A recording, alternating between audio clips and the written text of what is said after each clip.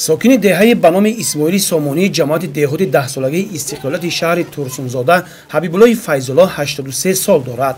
او در زمین نزد حولیگش برابر سبزوادکاری باز به انگور پروری مشغول میباشد. این زمان او 5 نمود انگور از جمله حسینی سیاه و سفید، غلبه، شاهانه، کشمش سیاه و سفید پرورش می‌نماید. همین است که کشاورزان شهر ترسونزاده در تامین امنیت آذوقه‌واری و افزون گرداندن اقتدار صادراتی مملکت سهم مناسب دارند. باغ تاک‌پروران اینجا نه فقط شهرت شهر بلکه کشورمان را در عرصه جهان بلند برداشتند. در نزدیک حولیگم هم 7 تا زمین انگور دارم. همین خیلی سال شده خدا را با شکر که هزاران شکر همین پرورش کرده حاصلش گرفته در همین پایتخت به برده فروخته ایستادم. یکمش من یک چیز به خرسند هستم که جناب پرزیدنت ما امام علی رحمان ما به خیلی کمک رساند.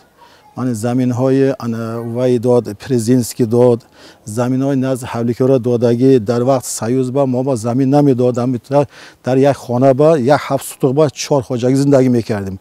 من خدا باشه که من 4 پسر دارم 4 پسر همه زمیندار شدگی همش کار میکنند راستی نمیره و همش همینجا کار کرده انگور پمیدار کار شنوندگی بقلاجان لوبیا همینا قطعی ما هم روزگار 100% گذرانده استادیم.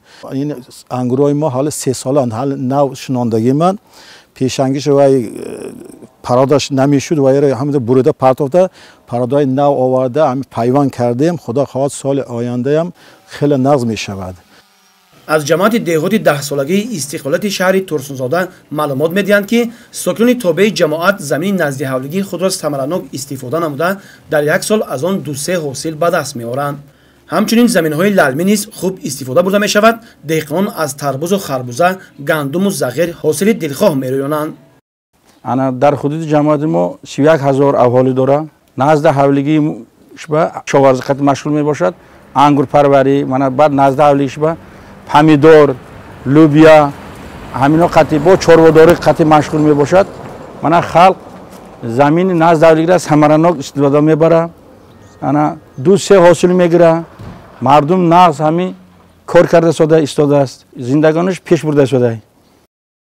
دهقانان شهر ترسونزاده در مدنیت زمینداری، حاصلناکی و جمع‌آوری 3-4 حاصل از زمین‌های آبی تجربه و ملکه دارند. خصوصا برای رشد ساحه‌های سبزوادکاری و باغداری و با همین راه زیاد کردن جای‌های کاری امکانات‌های مساعد موجود میباشد.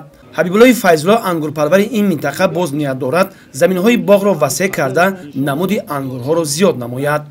گزارش خورشید حلیموف صاحب نور عبدالرسولов از شهر ترسونزاده برای برنامه اطلاعاتی نوید.